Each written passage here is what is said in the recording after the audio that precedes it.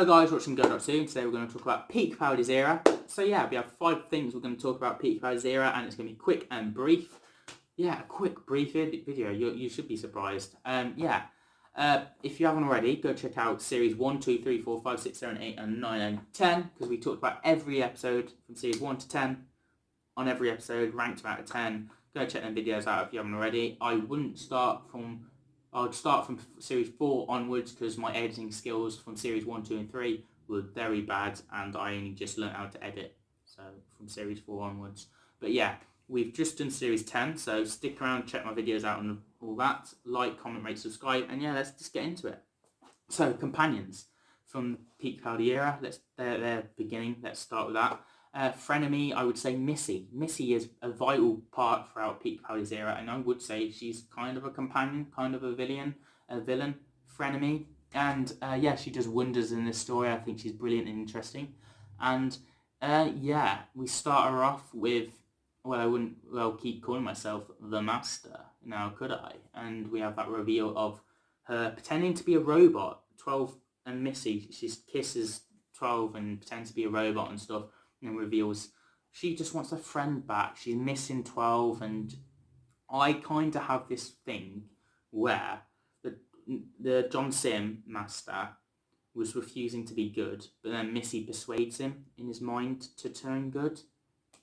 So this is why she was slowly not as mastery as other masters. I do believe, I know people say she was the best master and she is the master and stuff like that. She is the master, but I do believe she didn't act as much as the master because of her meeting at the end from series 10, where John Sim was like, I will never join the Doctor and stuff like that. I suppose future Missy persuade John Sim to turn good when he turns into Missy, and that's what I believe anyway. And then Missy's trying to turn good in this episode, Deep Water and Death in Heaven, and she's trying to persuade she wants her friend back. And then from series 9, she's just fun and upbeat and running around and being crazy and bananas and killing people off. And she also killed off Osgood. She was going to kill off a load of other friends at the start of the beginning, I suppose. And she had this moment of trying to turn good in series 8. She tries to be friends with the Doctor. And then throughout the whole of series 10, we saw her so many times throughout series 10, and her good as series arc.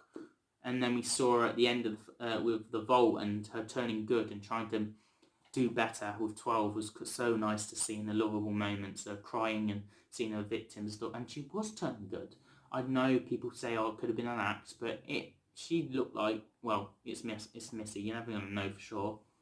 But yeah.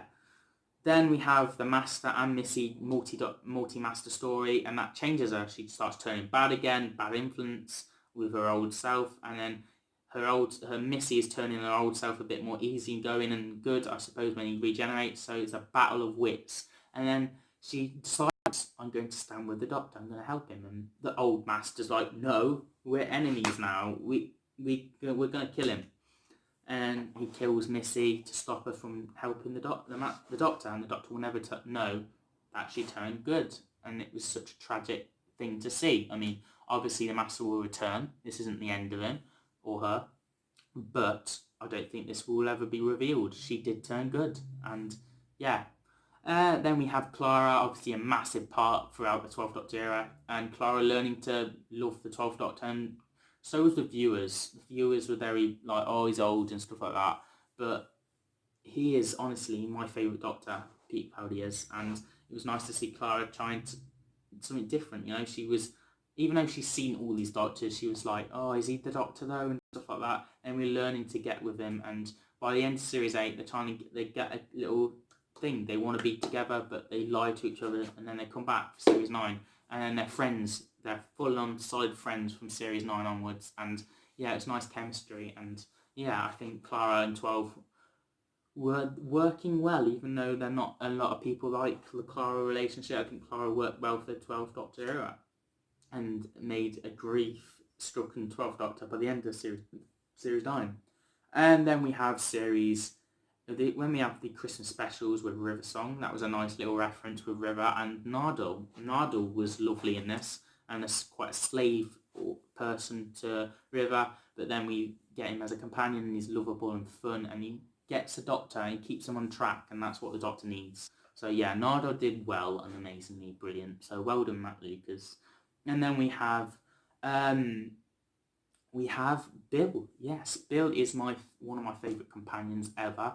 And yeah, I really think 12 and Bill work so well in this, and I'm really happy that this is actually a thing. And yeah, I think Bill has made the Doctor into a different person he is, and I think Series 10 works wonders. And yeah, Series 10 is the best series for 12th Doctor, hands down. Then it's Series 8, and then it's Series 9, and Bill does wonders for 12.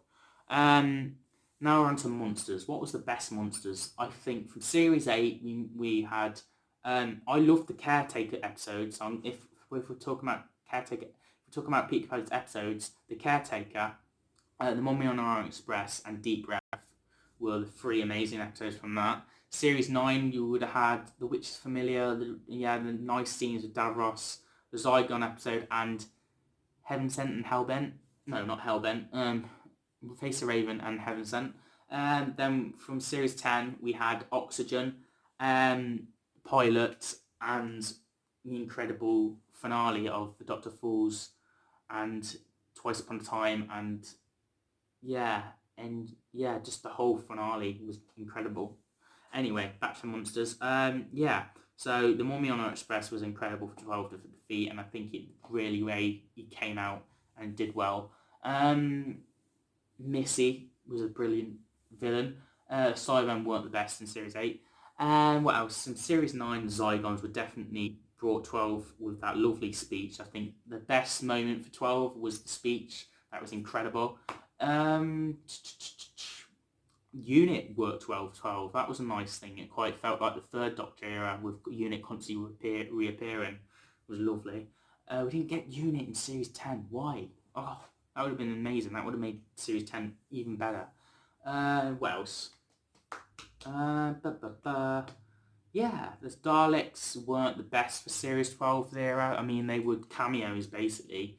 Series 9 weren't really a Dalek episode. Series 8 was inside a Dalek, and there were little moments with Daleks outside, so that was cameo-ish, I would say. And then there was a cameo for Twice Upon a Time with a little moment with the Daleks. So you want a big action pack or a Dalek coming out and killing people. There weren't really that. I don't think there was a Dalek episode. I know Into Dalek you can count, and Witch Familiar, I don't count them. I think they're cameos of sorts, and it's more vested inside a Dalek or Davros. So, but back to villains, the Cybermen. The Cybermen were the 12th Doctor's best villain, I think, with the ending of 12 and the Mondastan Cybermen killing him and breaking him down. That was incredible. I don't think any villain from the 12th Doctor could beat that. And Missy works well. And John Sim, oh my god, John Sim is my favourite villain ever in Doctor Who. And I absolutely adored him in this. I thought he worked so well with 12th Doctor. So nice and different to see him with a different Doctor. And 12 worked well with Two Masters and the fear in his eyes and stuff like that. And he knew how to handle him. And there's so many references from the 12th Doctor era I love. Arkido from the 3rd, Jelly Baby from the 4th. He's done so many 10th Doctor references, so many 11th Doctor with Geronimo and stuff like that. There's so many references for so many different Doctors, and the 1st Doctor, of course, and all sorts, you know. So the 12th Doctor is good for references if you like references from the era. TARDIS, I absolutely love the TARDIS. I thought that was incredible. I think it's the best TARDIS we've had. And then it goes to 10th Doctor TARDIS, and then the classic TARDIS. Pete Capaldi and then Stephen Moffat. Well, we'll do Stephen Moffat first. Stephen Moffat, his writing, obviously, he made the show, he structured it, he cast Peter Capaldi as the Doctor. So Stephen Moffat made Pete Capaldi's era incredibly well and brilliant. So well done to Stephen Moffat, and he worked wonders and incredible, and well done to that. You know, that is an incredible thing for Stephen Moffat to have done, and thank God we did get him instead of Chris Chibnall. You know, Pete Capaldi went when Stephen Moffat went. I know Pete Capaldi is my favourite Doctor and I didn't want him to go, but judging on what Chris Chibnall done, I'm so glad Pete Capaldi went when he did, because it wouldn't have gone well if that was his last series with Chris Chibnall. So well done, Stephen Moffat. You did wonders. You ended 12th Doctor run in so amazing way. Pete Capaldi, incredible, phenomenal actor, should be rewarded with so much more. And yeah, Pete Capaldi, what a performance, what a Doctor. He is the Doctor, the best Doctor. And yeah, He can do anger, cry, sad. He can do it all with looks. And then when he speaks, he's incredible, and performances and mad and crazy and upsetting and angry and furious and funny and kind. And yeah, he's the Doctor. No one can say you're always too old for the Doctor, he's too that, he's that. He is the Doctor, and he's my Doctor. He's the best Doctor. And yeah, thank you, Peter Capaldi. If you ever see this, you probably won't.